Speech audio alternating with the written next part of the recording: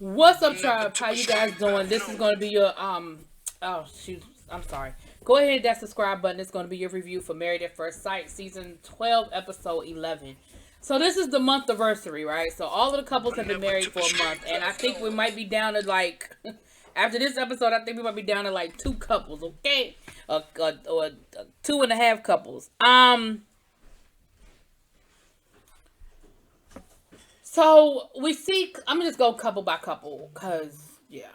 So Claire and Ryan. Claire has started moving stuff into Ryan's house, and she's really concerned about how much space is gonna be available for her. You know, with all of her stuff and everything. She's still really, really worried about the fact that her and Ryan have not consummated their marriage yet, and it's really, really becoming a bigger issue for her. Um, Later on in the episode, we see her go out to they do a double date with Virginia and Brian. I guess that's Brian. And she basically says that it's a problem that, he hasn't said he loves her, and this is where they are in their relationship, and if things don't change, then it's probably a deal breaker for her. And I can understand it. At a certain point, what are you waiting for, Ryan? Like, what more do you want from this woman? I don't get it. Anyway, and he keeps saying, "Well, we're getting there, we're getting there." Every time she asks him, "Well, we're getting there, we're getting there," and it's like, "Well, what more do you want?"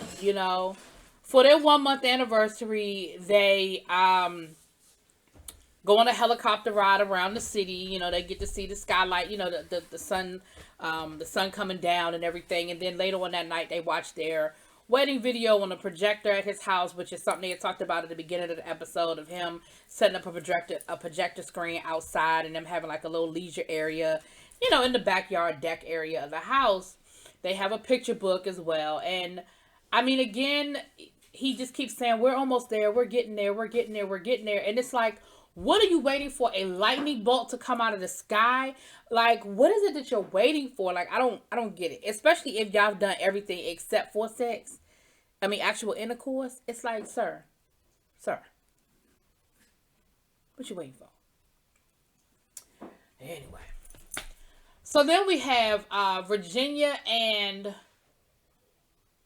Brian. I really hope I'm saying his name right. She doesn't want to move into his house. She wants them to get their own space.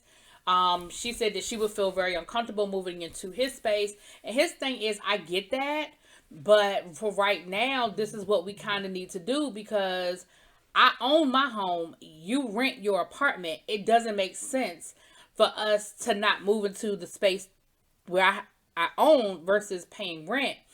And I'm fine with us buying a house together, but for right now, why we can't just live in my house? Like, you can decorate it however you want. We can arrange the furniture, but it just doesn't make sense. And she's adamant that that's not what she wants to do. And he was like, "Well, that's stupid for us to live in two separate residences. Like, that just doesn't make sense." And it got to be a little heated, and I really didn't see where they came to any sort of resolve. They do end up going for their 1 month anniversary date. He takes her flying, and that was a moment, of course. And he said, that meant a lot to him, because that meant that she trusted him. You basically put your life in my hands, and that tells me that you really trusted me.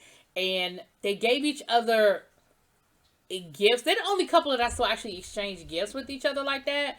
But they gave each other gifts, and neither one of them really got the other one's gift. Like, her gift to him was a blanket with a picture of her and the dog.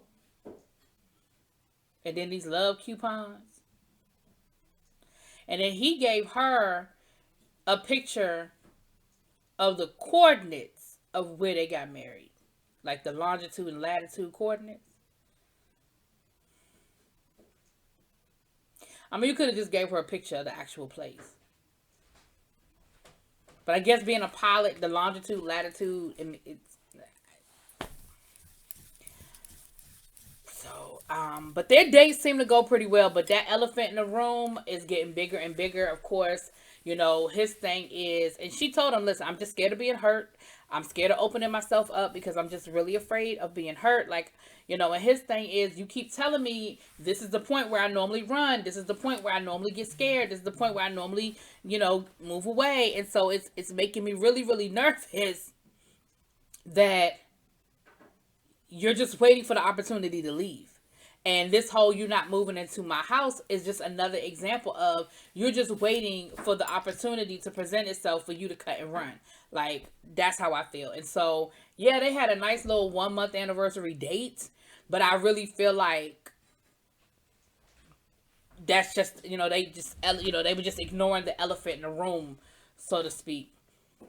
Um, Vince and Brianna, they're doing really well. They're doing really, really well. It seems like they had a really nice anniversary dinner. They were on a boat, and he had they watched the video of their wedding, and they were able to see each other's body language and all that kind of stuff. That's what the video, I think, really was about. Is for them to see it. It's different when you're living it and you're in it, and then you have to go back and look at it. It's sort of a different, moment. But they had a really nice time, and of course they were talking about, their ups and their downs. But she said, even though we've had a couple of rough moments, I still feel like we're in our honeymoon stage. I still get butterflies in my stomach when I think about him. I still get excited to spend time with him. He's really learning my personality, and if I've had a bad day at work or if things aren't going well or whatever, just I feel I like him there. I like having him there. So, they had a good time. They had a good time.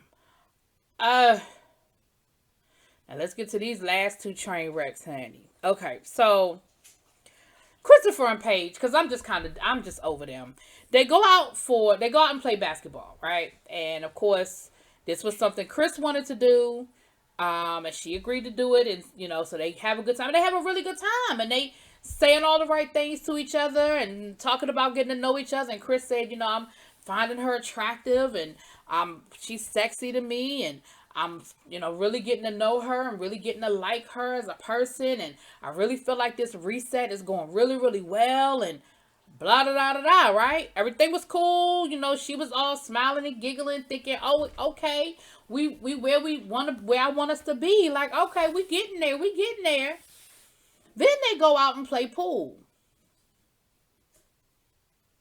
First of all, I think the first problem was Paige wasn't as bad of a pool player as I think Chris thought she was going to be. I think Chris assumed that she didn't know how to play pool and that she was going to be looking crazy. And he was like, I ain't going to take no mercy on you. And, oh, well, no excuses. And he did end up beating her, but she wasn't a novice. Like, you could tell that she had played pool before, right? So then they got done playing pool, and they were sitting down talking, and somehow communication came up about she needs Chris to be a better communicator. And she was like, really? I need to be a better communicator? Well, yeah, because I called you a couple of times this week, and you didn't answer the phone, and I feel like the only time that you want to spend time with me and you want to hang out with me is when we're filming. I feel like that's the only time that you really want to be around me. And then it clicked, y'all. It clicked. That is the only time she wants to be around you, because she's checked out. I mean, don't get me wrong. I'm not saying that it doesn't hurt. I'm not saying, but I don't think she's as oblivious as we've been saying or feeling like she is about this whole situation. I think she absolutely 100% understands what she's dealing with Chris. And I don't think she holds any illusions that this relationship is going to be anything long lasting. I think she going through the motions. She is maintaining her obligation to film. And when a judgment day come, she gonna do what she gotta do. Now, he ultimately told her, listen, this ain't working. I think we should just get a divorce. I don't really see no future in this relationship. And she got upset and very emotional. And she cried and everything. But honestly, y'all, I don't think she really tripping like that.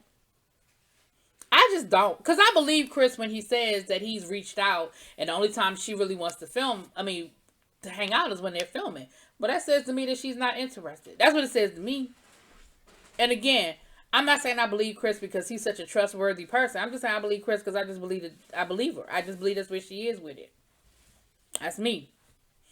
The ladies get together. Paige does show up this time. It was Paige. Oh shoot, what's my girl?